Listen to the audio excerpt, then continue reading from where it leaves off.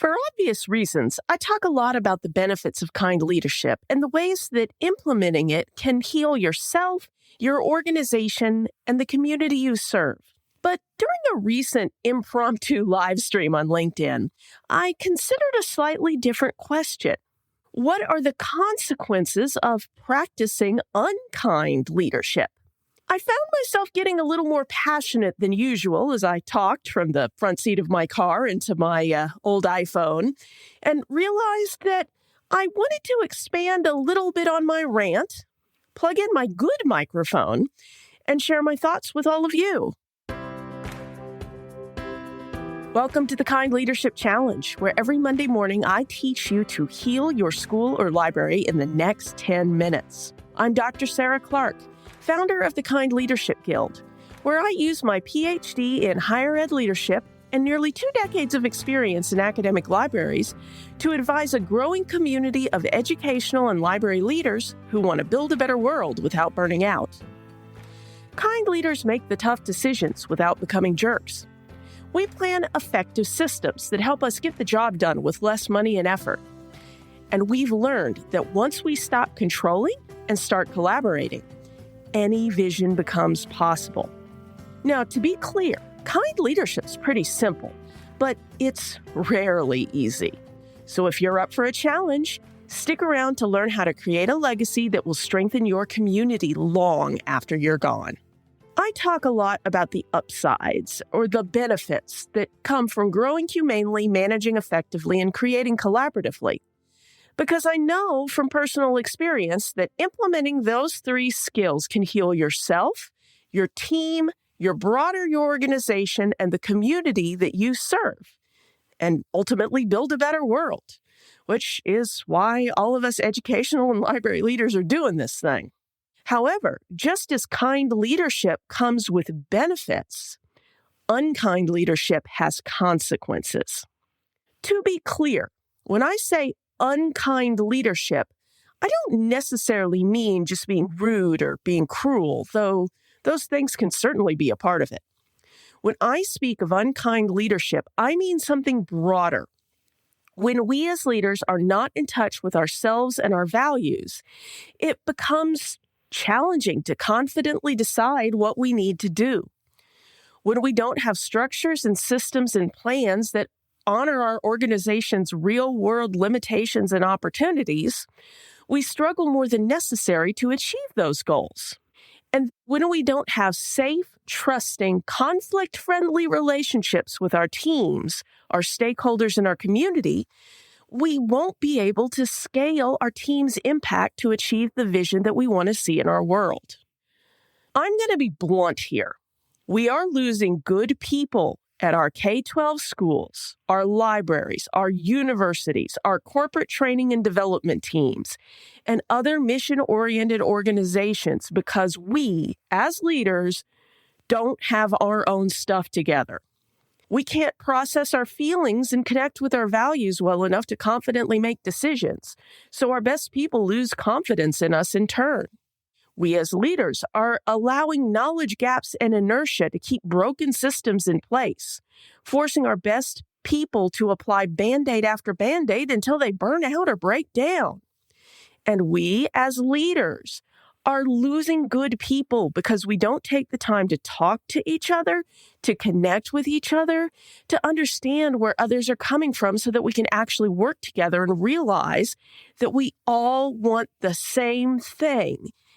That is the consequence of not following kind leadership, because your best people, the people who are most committed to your organization, to your school, to your library, to your community, those people have options.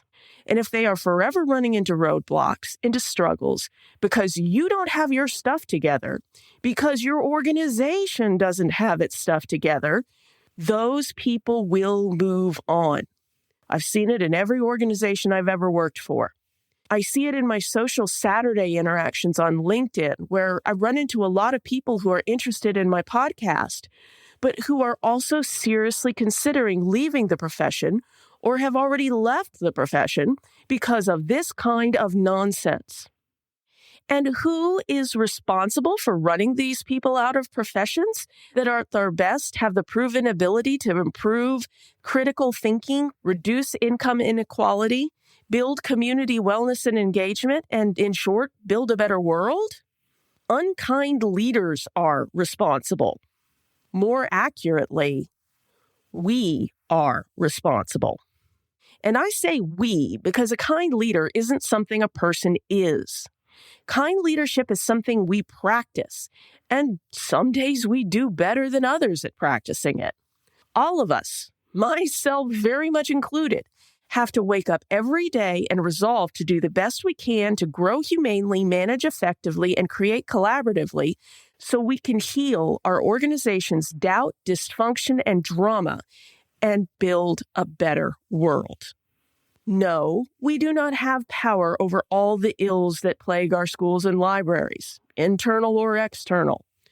That's why a kind leader needs to get really familiar with the Serenity Prayer. We have to address the things that we can control and that we can improve. We also have to find ways to mitigate and influence the things that are not in our zone of control. Because if we do not shift every day to a stance of kind leadership, we are going to continue losing good people. We are going to continue having struggles with our communities. And we are even going to risk losing the spark of vision that keeps us as leaders moving forward when times are hard. There's a lot of cynicism and suspicion right now in some corners of the culture about education and libraries. People are questioning what we do, how we do it, and why it matters. Often that questioning is a good thing because it suggests people are thinking for themselves and brave enough to ask uncomfortable questions. I'm not naive either.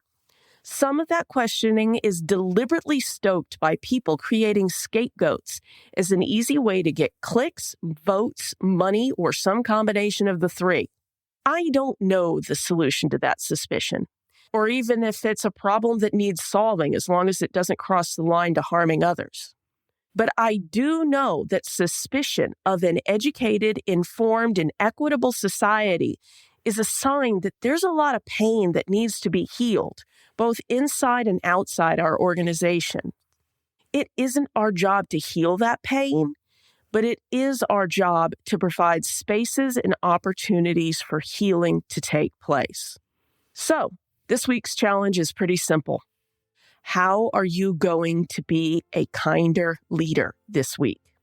Let me know over on the Kind Leadership Challenge LinkedIn community. That's kindleadershipchallenge.com/LinkedIn.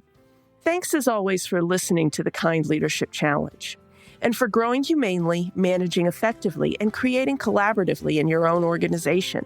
And if you know someone who might find this episode helpful, hit share in your podcast app or send them over to kindleadershipchallenge.com/84. Never doubt that day by day you're building a better world, even if you can't see it yet. So until next time, stay kind now.